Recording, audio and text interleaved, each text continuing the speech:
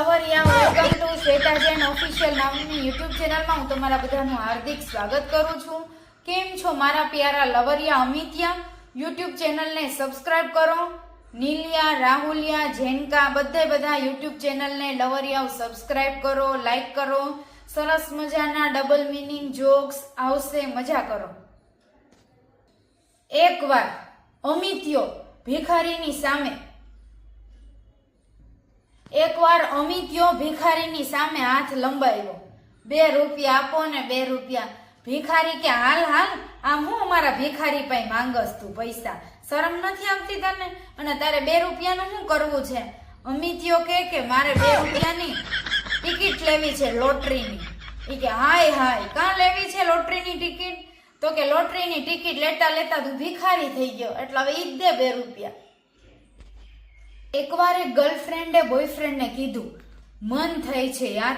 Boyfriend કે શેનું મન થાય છે? ચોકલેટ ખાવાનું? ગર્લફ્રેન્ડ કે ના, ચોકલેટ ફ્લેવર વાળું મન થાય છે, જા ચોકલેટ ફ્લેવર લઈ આવ. લવરિયાઓ, આજકાલનો પ્રેમ આઈ લવ યુ થી લઈને ઓયો સુધીનો જ હોય છે. જે છોકરો તમને આઈ લવ યુ કે અને એમ કે મારા જોડે લગ્ન કરી લે, એ જ સાચો પ્રેમ.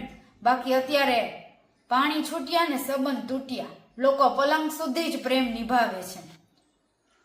એકવાર એક કીડી રસ્તામાં હાલી જતી હતી અને હાથીના ઘરે ગઈ.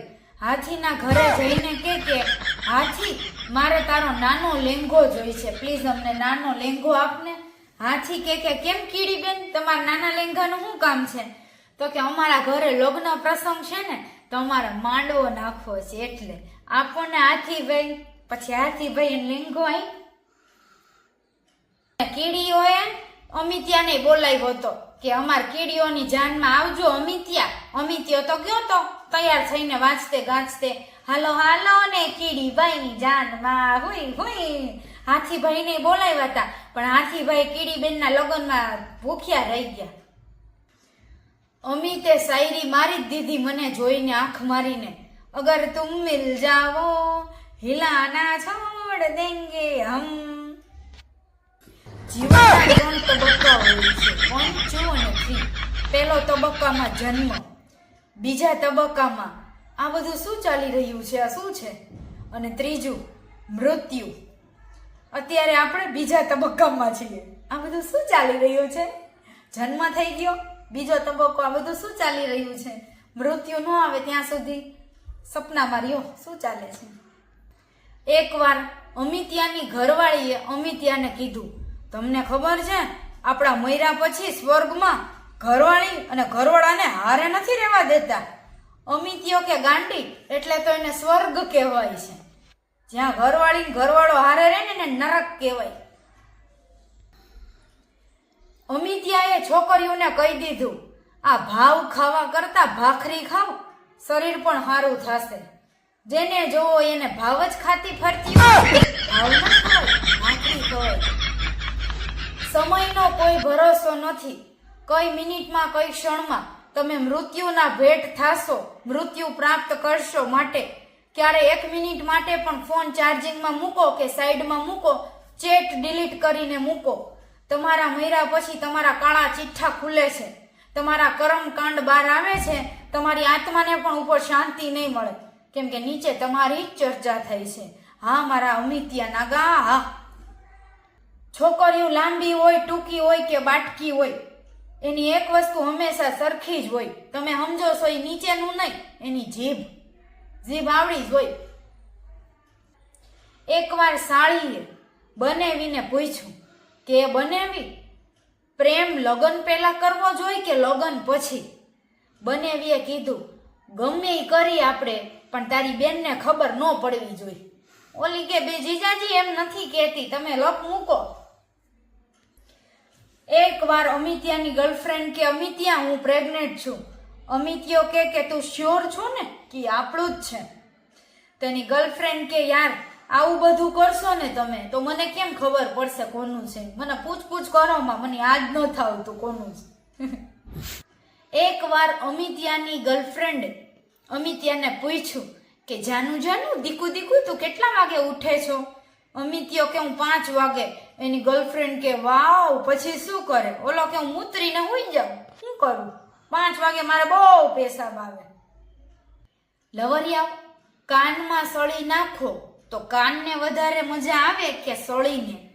કાનને જ મજા આવે ને.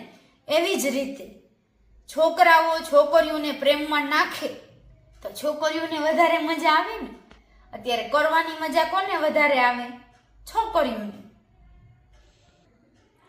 હું એકવાર બેઠી હતી તો મારો એક ભાઈબંધ મને મળ્યો. મને કે ભાભી કે તમે જે કે અમિતના ઘરવાળીને? મેં કીધું હા.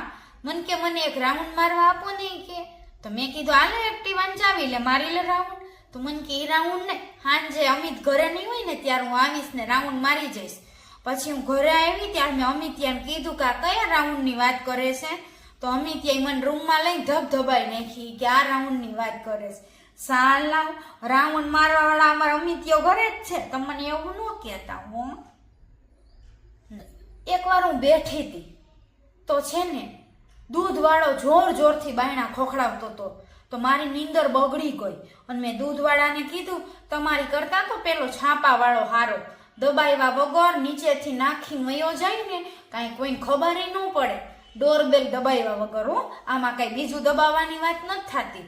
તો દૂધવાળો કે મારે એવું કંઈક કરવું જોઈએ, હું હેઠેથી દૂધ રેડી વયો જાઉં. હું એકવાર અમિત્યા હારે દુકાનમાં સાડી લેવા ગઈ તો મેં સાડીવાળાને એવું કીધું કે મને આ બ્લેક કલરની સાડી ગમે છે, સાડીમાં એ કોઈ કાણું તો નથી ને? તો સાડીવાળાએ એવું કીધું કે મેડમ મને એક કાણું તો બતાવો, હું તમને 2 સાડી ફ્રીમાં આપી દઈશ.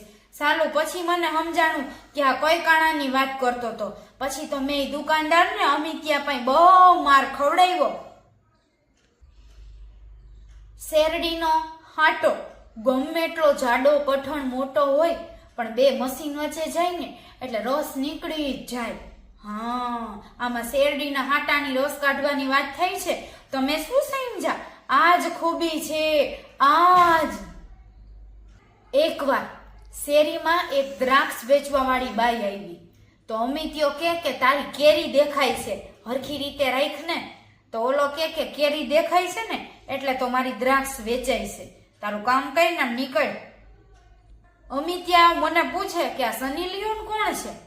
મેં કીધું કે જેને શીખવાડ્યું હોય અમને ગર્લફ્રેન્ડને ખુશ કરે. એકવાર અમિતની ઘરવાળી કે એ અમિત્યા કમરને વેસ્ટ કેમ કહેવાય? વેસ્ટ.